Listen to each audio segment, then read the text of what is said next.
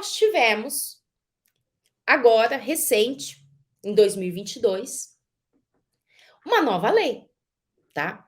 A Lei 14.375 de 2022. Ela trouxe alterações nessa lei aqui. Então, no final das contas, tá? A transação tributária continua sendo regulada pela Lei 13.988. Se vocês forem procurar a legislação, fala assim, eu quero pegar a lei que trata da transação tributária.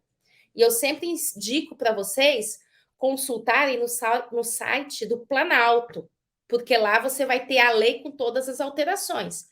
Você vai encontrar, vai buscar essa lei aqui, tá? A 13.988 de 2020, e ela lá no site do Planalto já vai estar com as alterações da lei 14.375 de 2022, que trouxe novidades.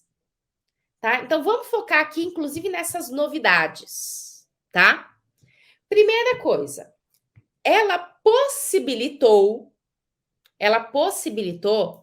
que haja transação tributária de débitos que estão no contencioso da Receita Federal. O que significa isso, tá? Porque é o seguinte, quando a gente está falando de transação tributária, inclusive a redação original da lei, ela fala assim, o que ela abrange? Débitos inscritos em dívida ativa. Então, é importante, inclusive, a gente considerar o caminho do débito, para você entender isso, né? Então, vamos dizer que nós tenhamos uma empresa, né? A minha fábrica de copos aqui.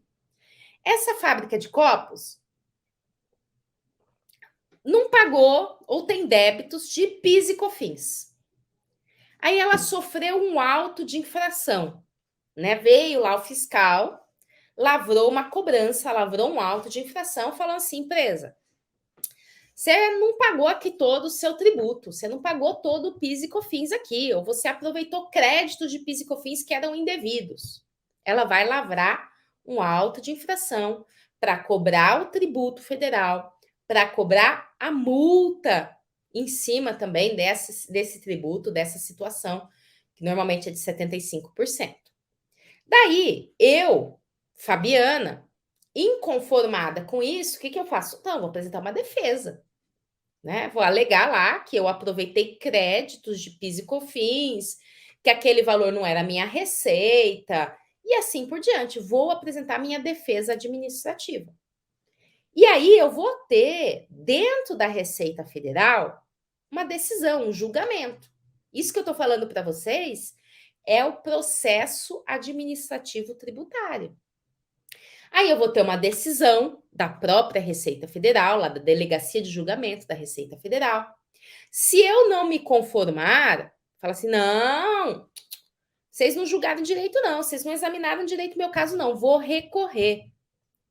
Eu posso apresentar um recurso e esse recurso vai para um tribunal administrativo que é o CARF, que fica lá em Brasília, e que vai julgar esse caso. E aí o CARF vai dizer se eu tenho que pagar ou não tenho que pagar.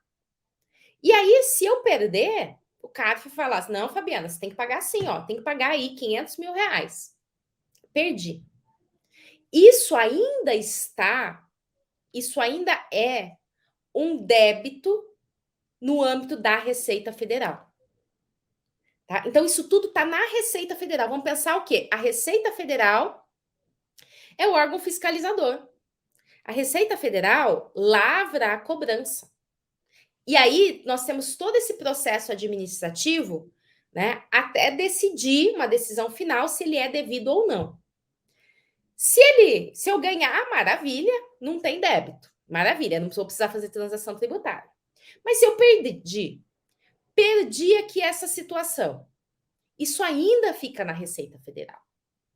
Depois, a Receita Federal manda esse débito para um outro órgão, que é a Procuradoria da Fazenda Nacional. Tá? Então, a Receita Federal são os fiscais, vamos dizer assim, tá? De um modo bem simples. E a Procuradoria da Fazenda Nacional são os procuradores, que são os advogados da União. Advogados, que é quem executa, né? Então, a Receita Federal fiscaliza, lavra o auto de infração ali, para eu pagar. Só que se eu não pagar, não é ele que vai me executar.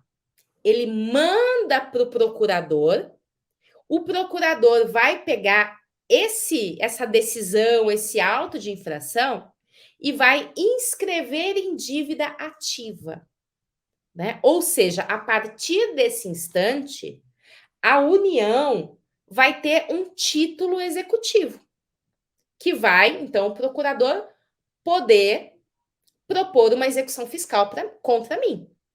Então, por que eu estou explicando tudo isso? Porque a legislação originária e a maior parte das transações tributárias, elas são o quê? São de débitos inscritos em dívida ativa. Então, às vezes, sai uma transação tributária, sai uma legislação, sai uma regulamentação super legal, e, né, super bacana, fala, nossa, que legal, o próprio PERSE, né? O PERSE, na transação tributária dele, ele fala o quê?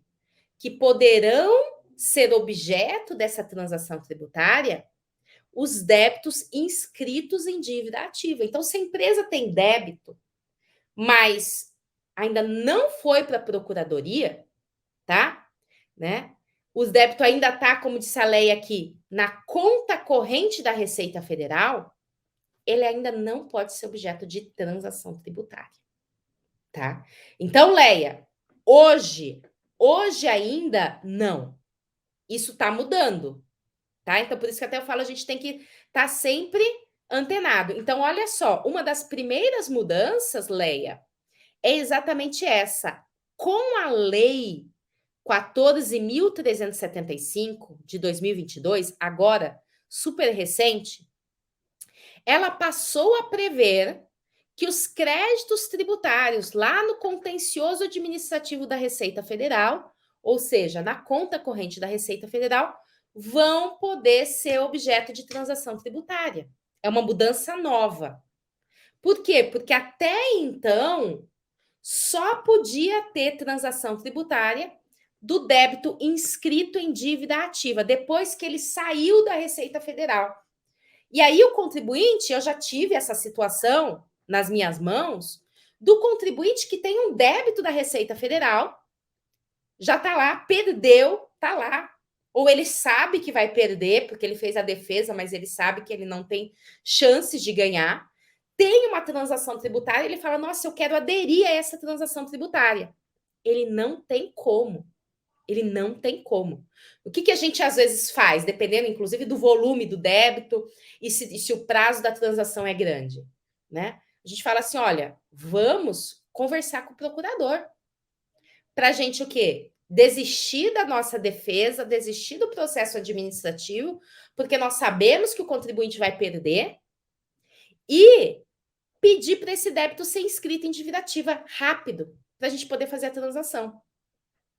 Só que, o que acontece? Acontece, gente, que Receita Federal, apesar de tudo ser União, Receita Federal com Procuradoria da Fazenda Nacional, não se conversam, não. Às vezes tem até briga entre eles, né? Não briga no sentido, tô falando no sentido lato, né? Mas assim, eles não se conversam para falar assim: oi, amiguinho, manda esse débito aqui para mim, porque a Fabiana tá querendo aderir a uma transação. Então, manda para mim que eu vou escrever rapidinho em dívida ativa.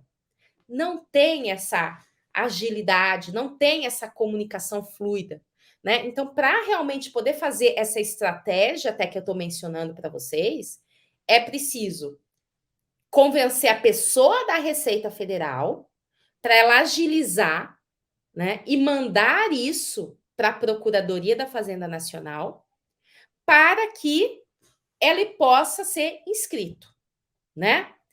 Ali por enquanto só os do contencioso, né? Só os do contencioso e por enquanto só o de pequeno valor, tá? Mas esse que está na conta corrente, ele não pode, tá? A legislação, ela passou, tá, a possibilitar essa transação dos débitos do contencioso.